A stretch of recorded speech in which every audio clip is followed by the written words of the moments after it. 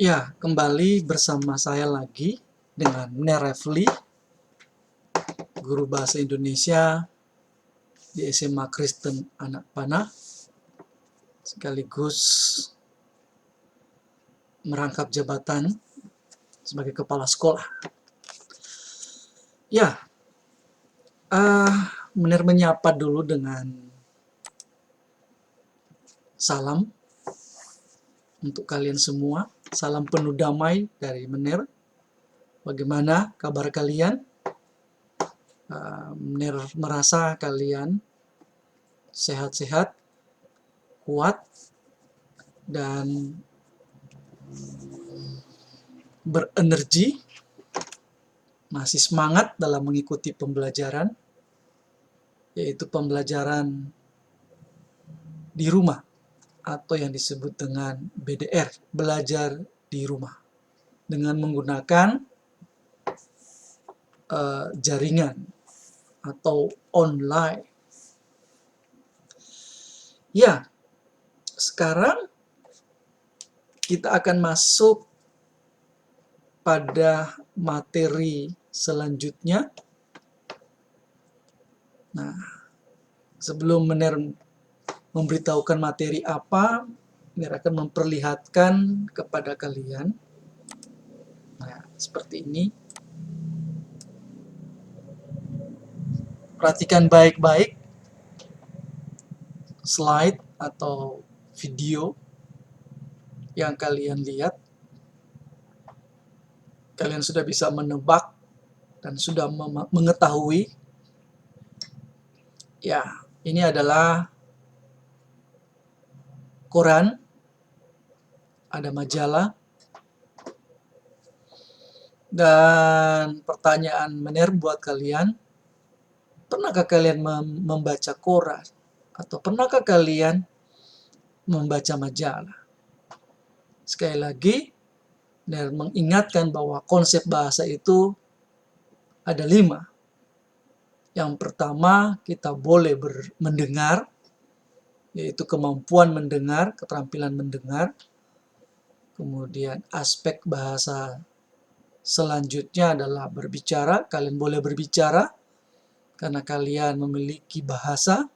Silakan. Kalian bisa berkomunikasi dengan siapa. Aspek yang ketiga adalah aspek menulis.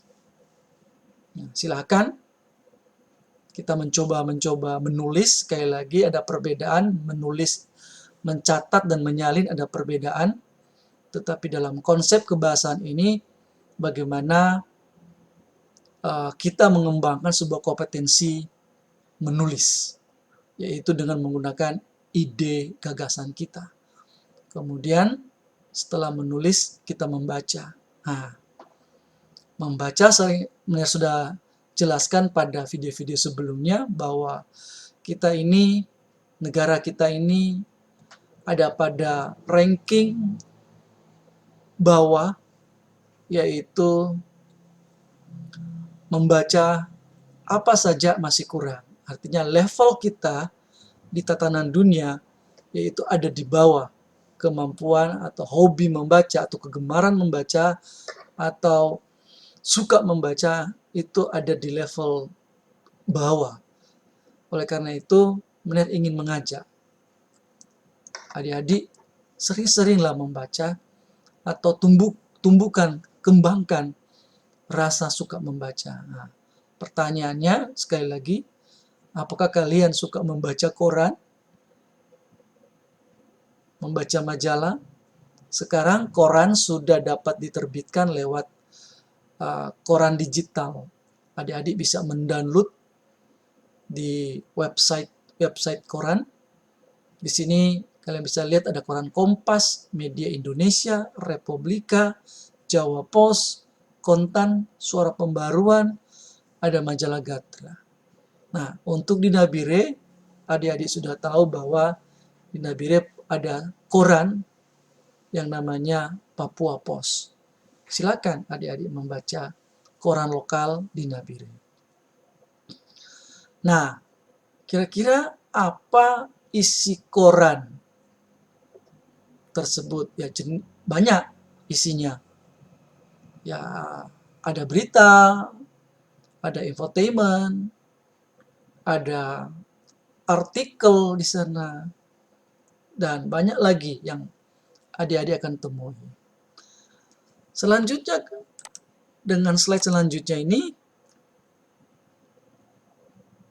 adik-adik bisa melihat sejenak. Nah, di dalam koran itu ada opini. Di dalam koran itu ada yang namanya tajuk rencana. Hampir di setiap koran, suara motor lagi, ya, karena rumahnya Meneh dekat jalan. Di semua koran, atau hampir semua koran itu ada tajuk rencana. Semua koran ya. Nah, kita akan mempelajari materi kita selanjutnya adalah di bab 3, editorial sebagai media berpendapat.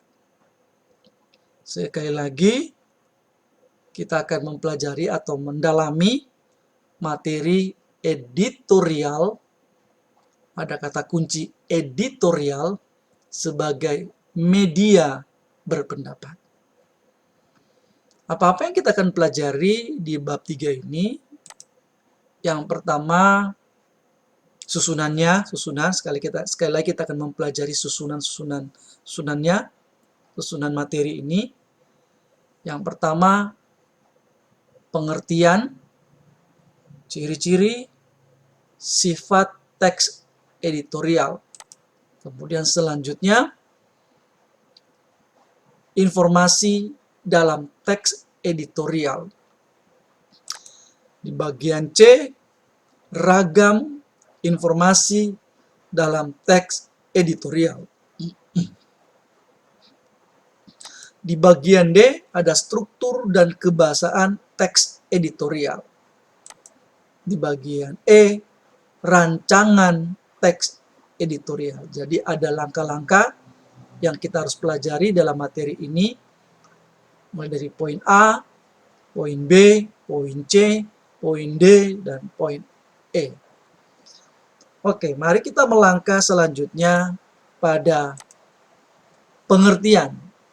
Jadi setiap materi ada penanaman konsep dulu, yaitu menjelaskan pengertian. Di bagian A ini ada pengertian, ciri-ciri, dan sifat teks editorial. Ada pengertian teks editorial, ciri-ciri teks editorial, sifat teks editorial.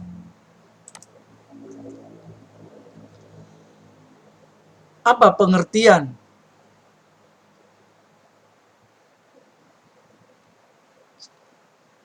teks editorial? Pengertian teks editorial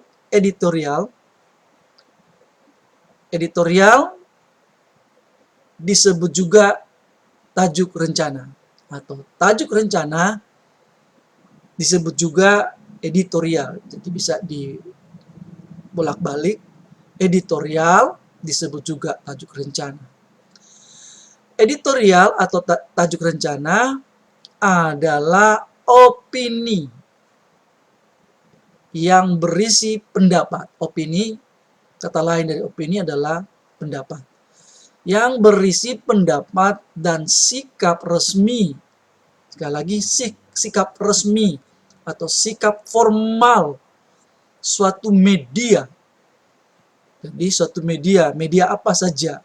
Media cetak, media elektronik, sebagai institusi penerbitan terhadap persoalan aktual, fenomenal, atau kontroversial yang berkembang di dalam masyarakat. Jadi sekali lagi, editorial adalah tajuk rencana yang berisi opini atau pendapat dan sikap resmi atau sikap formal satu media. Jadi media elektronik, media cetak yang menekankan pada institusi penerbitan terhadap persoalan. Jadi menekankan pada persoalan aktual, persoalan fenomenal, atau kontroversial yang berkembang dalam masyarakat.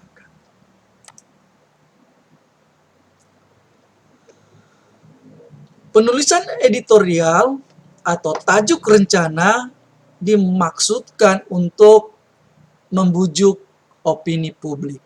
Jadi membujuk pendapat publik. Mempromosikan pemikiran kritis dan kadang-kadang menyebabkan orang-orang bertindak atas suatu isu. Pada intinya, editorial merupakan berita dogmatis. Nah, mungkin adik-adik bertanya, apa kata atau istilah, apa yang dimaksud dengan dogmatis? Dogma ini adalah sebuah ajaran untuk memengaruhi kita untuk meyakini. Itu yang disebut dengan dogmatis. Jadi ketika kita membaca tajuk rencana dari pendapat media, nah, kita dapat mempercayainya sebagai pendapat atau sesuatu yang kita baca, kita yakini kalau itu bisa memengaruhi hidup kita, ya silakan. Karena itu merupakan pendapat dari sebuah media. Teks editorial atau tajuk rencana terbagi dua. Ada teks editorial tajuk rencana pers papan atas dan ada tajuk rencana pers papan menengah ke bawah. Nah, adik-adik mungkin bertanya, maksudnya apa ini, Mener? Ya, jadi teks editorial itu ada dua bagian atau ada dua tingkatan. Ada dua tingkatan. Jadi ada dibagi dua, yaitu pers papan atas, pers ya. Jadi pers ini adalah penulis, wartawan. Yang papan atas artinya profesionalismenya tidak diragukan lagi. Atau kecakapan dia menulis itu sudah di kelas-kelas yang tinggi. Itu namanya papan atas. Nah, kalian kan pernah dengar artis papan atas. Jadi artis yang wow, profesionalnya semakin tinggi, semakin diakui.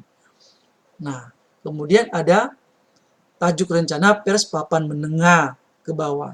Artinya bukan diremehkan, tapi ini juga bisa kita mempercayai penulisan-penulisan pendapat-pendapat mereka di media. Nah, jadi ada perbedaan, di mana teks editorial tajuk rencana pers papan atas memiliki ciri-ciri. Artinya di dalam tulisan itu kita bisa melihat ciri-cirinya. Pertama, mereka menulis hati-hati.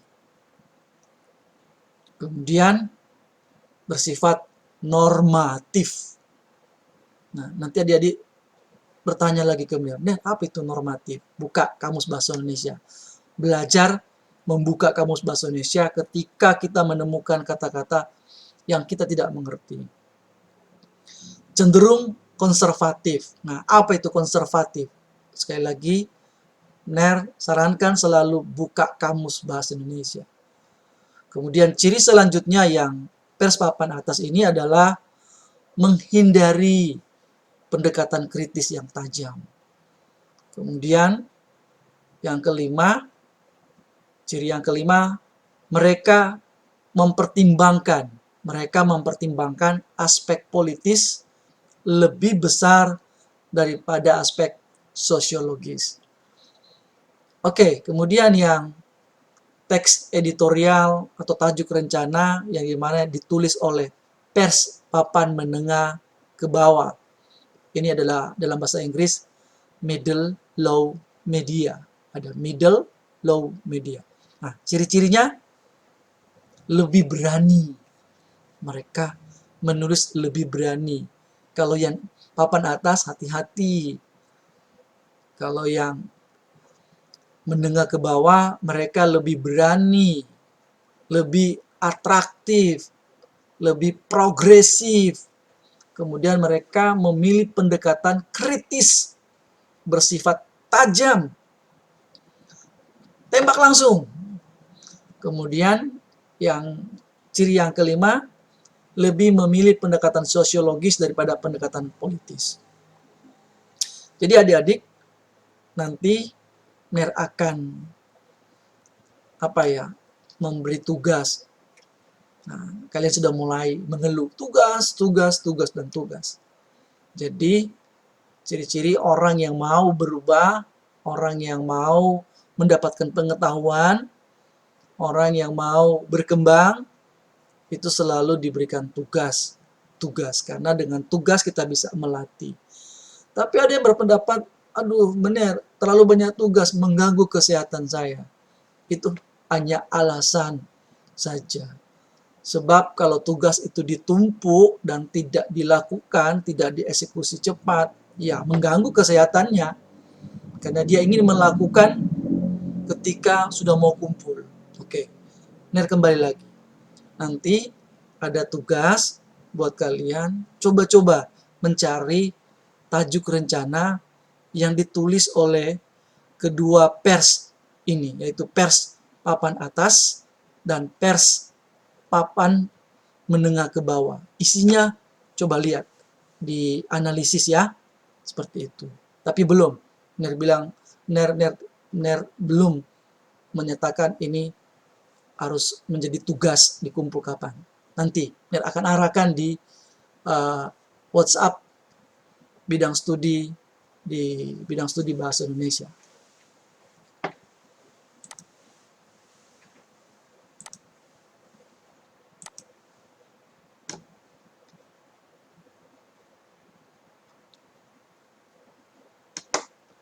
Oke, sifat teks. Sekali lagi, ada sifat teks editorial atau tajuk rencana. Ini sudah pada sifat ya. Tadi ciri-ciri sudah. Sekarang sifat. Sifat teks editorial atau tajuk rencana sebagai berikut. Pertama atau A, krusial dan ditulis secara berkala tergantung dari jenis terbitan media. Nah, kalau Kompas itu setiap hari. Kalau koran Kompas, nggak suka membaca koran Kompas, bukan iklan. Karena koran Kompas ini adalah koran nasional dari Sabang sampai Merauke. Dan kebakuan bahasa sudah teruji, artinya kebahasaan pada koran Kompas ini adalah bahasa yang cukup tinggi, cukup resmi, atau bisa dikatakan resmi. Jadi, krusial, ditulis secara berkala, tergantung dari jenis terbitan media. Isinya menyikapi situasi yang berkembang dalam masyarakat luas. Kemudian, sifat selanjutnya adalah memiliki karakter atau konsistensi teratur kepada para pembaca terkait sikap media massa. Kemudian sifat selanjutnya terkait dengan kebijakan media yang bersangkutan. Jadi sifat teks editorial atau tajuk rencana, sifat-sifatnya kalian bisa lihat dari A sampai D.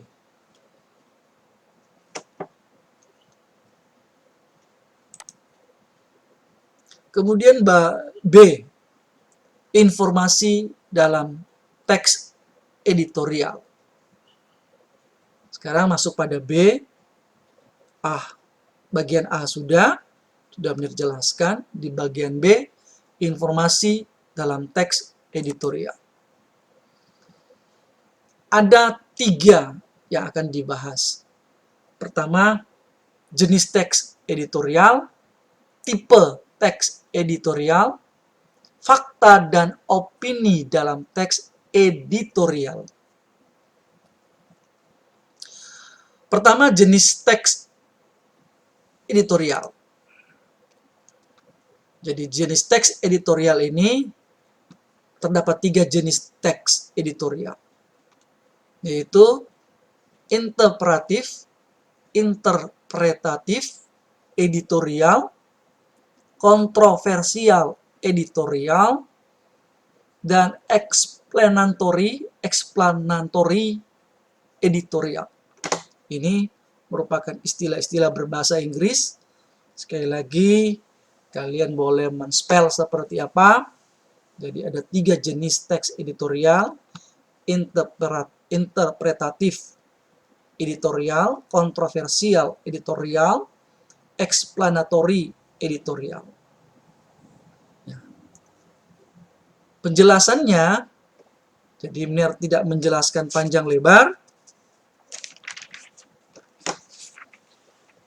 Kalau di buku itu menjelaskan untuk teks editorial imperatif editorial, yaitu ditulis dengan misi utama. Jadi media ini menulis dengan misi utama untuk menjelaskan isu-isu yang dipertaruhkan oleh fakta dan figur untuk memberikan penerangan dan pengetahuan. Editorial imperatif bisa bersifat positif, negatif, atau netral dalam pendekatan, tergantung pada keadaan dan perlakuan penulis editorial terhadap suatu isu. Kemudian, jenis teks kontroversial editorial di dalam buku menjelaskan, yaitu jenis editorial yang dikemas dengan misi tertentu atau mandat untuk menyebarkan sudut pandang tertentu. Editorial yang bersifat kontroversial digunakan untuk meyakinkan pembaca pada keinginan atau keniscayaan isu tertentu, sementara sudut pandang yang berlawanan akan digambarkan secara buruk. Kemudian jenis teks selanjutnya adalah explanatory editorial. Explanatory editorial ini adalah jenis yang hanya menyajikan masalah untuk dinilai oleh pembaca. Jenis editorial ini hanya membuka dan memprovokasi pikiran pembaca mengenai masalah kepentingan sosial, politik, dan ekonomi untuk menarik perhatian pembaca dan memungkinkan mereka untuk menilai.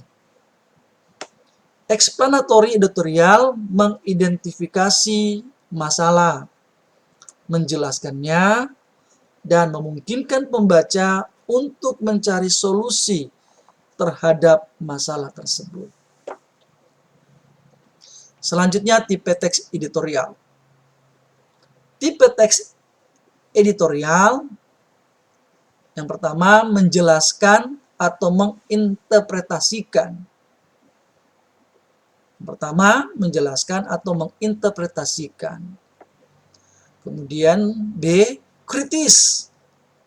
Kemudian tipe teks selanjutnya dia persuasi, membujuk. Dan tipe selanjutnya, tipe teks editor selanjutnya adalah memberikan pujian. Kemudian di dalam teks editorial ada fakta dan opini. Saya rasa adik-adik sudah memahami materi tentang fakta dan opini, mungkin diajarkan di kelas 10 dan kelas 11 dan diulang-ulang. Nah, di dalam teks editorial ini ada fakta dan opini. Fakta adalah perihal atau keadaan atau peristiwa yang merupakan kenyataan dan sesuatu yang benar-benar terjadi. Fakta yang disajikan dalam teks editorial berupa peristiwa dan data terkait dengan peristiwa yang dibahas. Jadi ada data ya, bukan dikarang-karang. Ada data yang disajikan di dalam fakta. Kemudian pendapat atau opini. Pendapat atau opini redaksi dalam teks editorial dapat berupa penilaian, kritik, prediksi atau dugaan berdasarkan fakta empiris. Kemudian ada harapan dan saran penyelesaian masalah.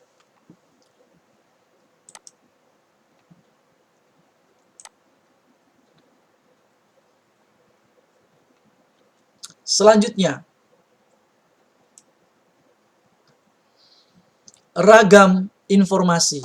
Ada ragam informasi di dalam teks editorial. Apa-apa saja ragam informasi dalam teks editorial, dalam teks editorial. Yaitu ada 3 bagian. Ada isu aktual dalam media informasi, ada isu aktual. Mungkin kalian bertanya, apa itu aktual? Sekali lagi, kita belajar membuka kamus bahasa Indonesia supaya kita memahami secara langsung. Sekali lagi, buka kamus KKBI atau kalian punya aplikasi kamus bahasa Indonesia, dibuka, ditulis atau dicari aktual. Apa yang dimaksud dengan aktual? Isu aktual dalam media informasi. Kemudian bagian selanjutnya di dalam ragam informasi ini ada pendapat dan argumen. Sekali lagi ada pendapat dan argumen dalam teks editorial. Kamar mandi ditutup. Hah?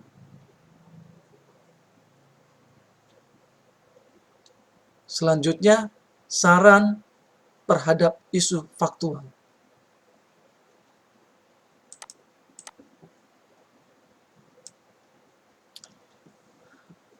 Dalam penjelasan isu aktual dalam media informasi, di mana penulis teks editorial akan memulai menulis dengan cara mendata peristiwa-peristiwa yang berkembang dalam masyarakat. Kemudian, peristiwa-peristiwa yang terjadi dalam masyarakat tersebut lalu diklasifikasikan ke dalam beberapa kelompok berdasarkan aktualitasnya, ke luar biasaannya atau fenomenal, dan keterbantahannya atau kontroversial. Kemudian, pendapat dan argumen dalam teks editorial ini ada beberapa unsur yang harus diperhatikan saat menyampaikan argumen sebagai berikut. Yang pertama, atau A, berhubungan dengan masalah yang dibicarakan. Kemudian, dapat mempercepat pemahaman masalah, penemuan sebab dan pemecahan masalah. Kemudian C, tidak mengulang pendapat yang pernah disampaikan pihak lain. D, disampaikan dengan kata dan kalimat yang tepat. Kemudian disampaikan dengan sikap terbuka dan sopan. Ini menyangkut pendapat dan argumen dalam teks editorial. Kemudian,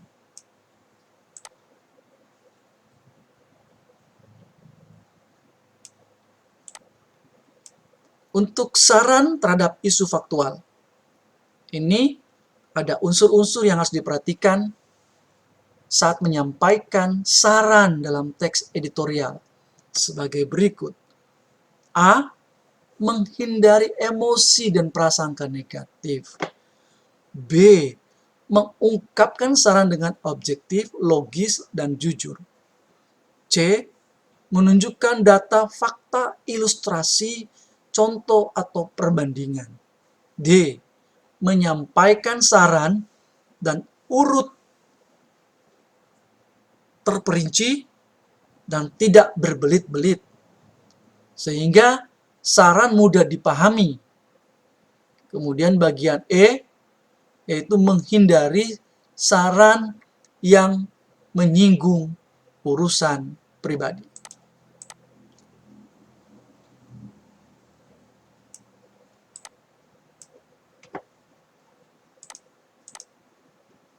D. Struktur dan kebahasaan teks editorial.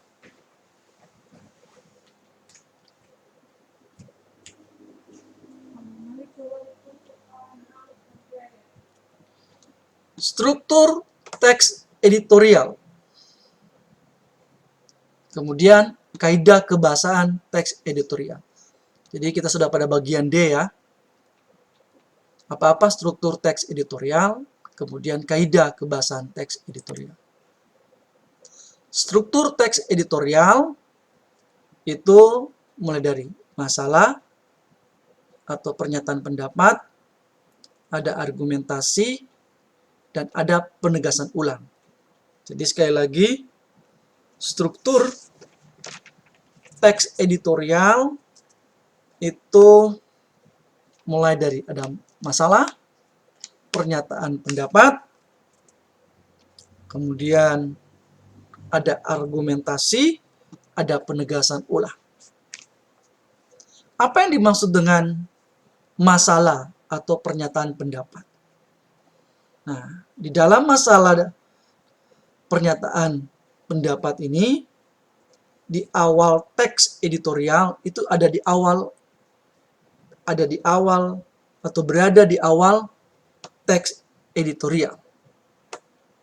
Nah, bagian ini berisi sudut pandang penulis terhadap permasalahan yang diangkat.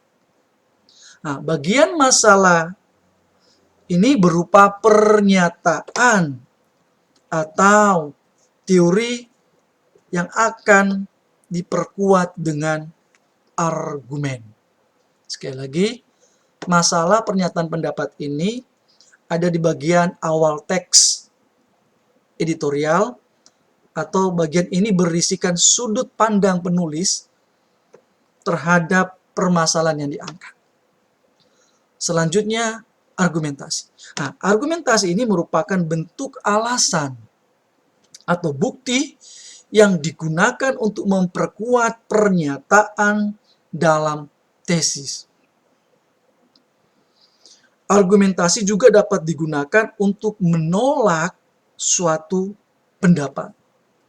Argumentasi dapat berupa pernyataan umum atau generalisasi, atau dapat juga berupa data hasil penelitian, pernyataan para ahli, atau fakta yang didasari referensi yang dapat dipercayai.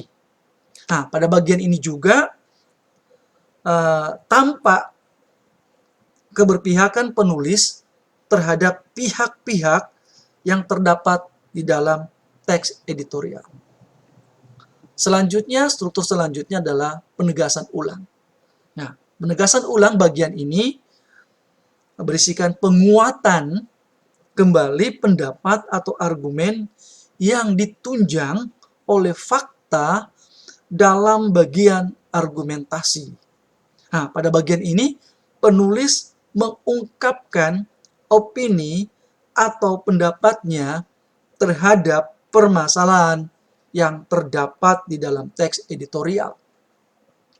Nah, terkadang bagian ini juga berisi solusi yang ditawarkan penulis terhadap permasalahan di dalam teks editorial.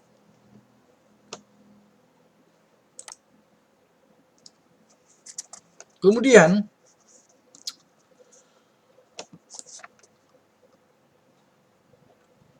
kaidah kebahasaannya. Nah, sekarang kita akan mempelajari kaidah kebahasaan.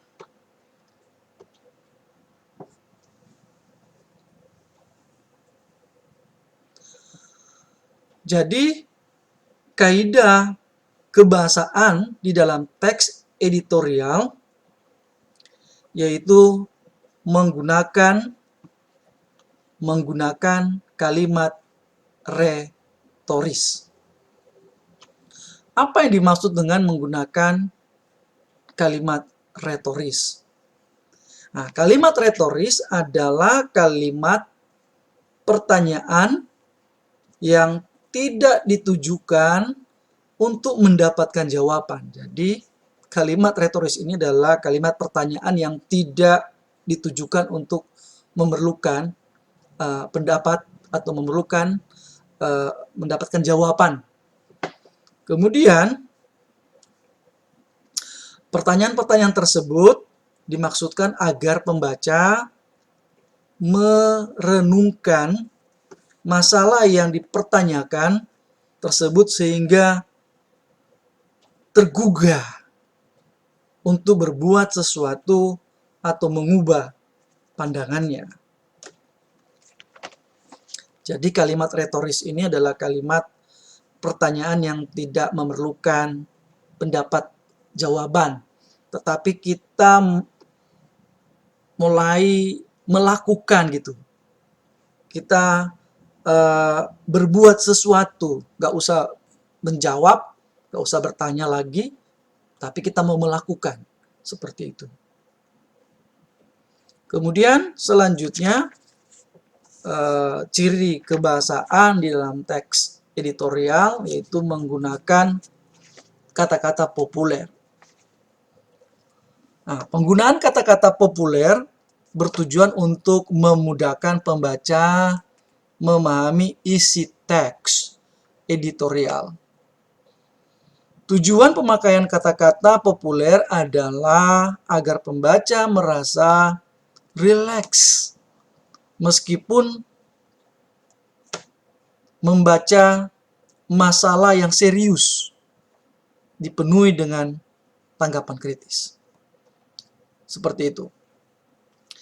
Kemudian kebahasaan selanjutnya, ciri kebahasaan selanjutnya adalah menggunakan kata ganti petunjuk. Jadi menggunakan kata ganti petunjuk adalah ada kata petunjuk yang merujuk pada waktu, tempat, peristiwa, atau masalah lain yang menjadi fokus ulasan dalam teks editorial. Kemudian, ciri kebahasaan selanjutnya menggunakan konjungsi kausalitas. Menggunakan konjungsi kausalitas ini dalam teks editorial adalah penggunaan konjungsi yang menyatakan kausalitas. Seperti sebab, karena, oleh karena itu, dan oleh karena itu.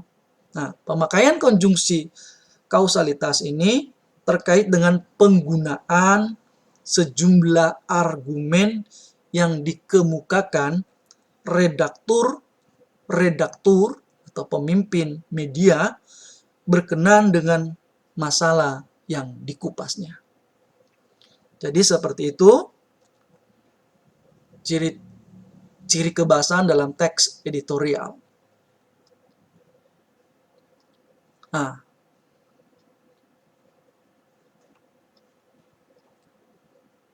sekarang bagian E.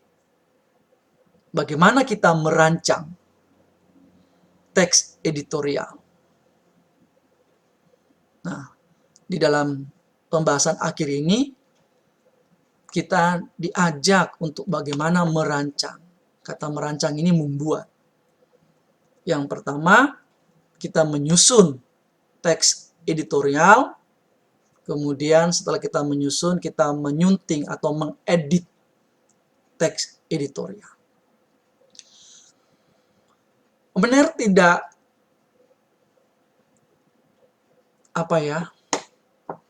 memberikan tugas yang berat, karena tugas seperti ini, yaitu bagaimana kita menulis teks, sekali lagi menulis teks editorial, memerlukan pengetahuan lebih, seperti yang sudah dijelaskan dari awal sampai pada akhir, supaya kita bisa memahami tujuan dari menulis teks editorial atau tajuk rencana. Kata lain adalah tajuk rencana. Nah, silakan adik-adik mencari koran Kompas. Sekali lagi mencari koran Kompas, koran digital, koran yang bisa di-download lewat internet. Dan di situ adik-adik boleh mencari salah satu tajuk rencana dan membacanya. Sekali lagi, Mener menyuruh kalian membaca dulu. Nah, kalau kalian sudah membaca, maka kita akan diskusi tugas selanjutnya lewat WA grup bidang studi bahasa Indonesia kelas 12 IPA. Oleh karena itu, jika di dalam penyajian materi ini ada sesuatu yang adik-adik belum mengerti, belum memahami, mungkin dari bahasanya Mener kalian tidak paham, tidak mengerti, atau urutan-urutan sistematika penjelasannya belum dipahami, sekali lagi bisa ditanyakan melalui grup WA bidang studi bahasa Indonesia. Demikian penjelasan materi tentang teks editorial atau tajuk rencana, dan Mener berharap kalian tetap semangat belajar, tetap sehat di masa COVID ini. Tuhan Yesus memberkati adik-adik semua. Amin.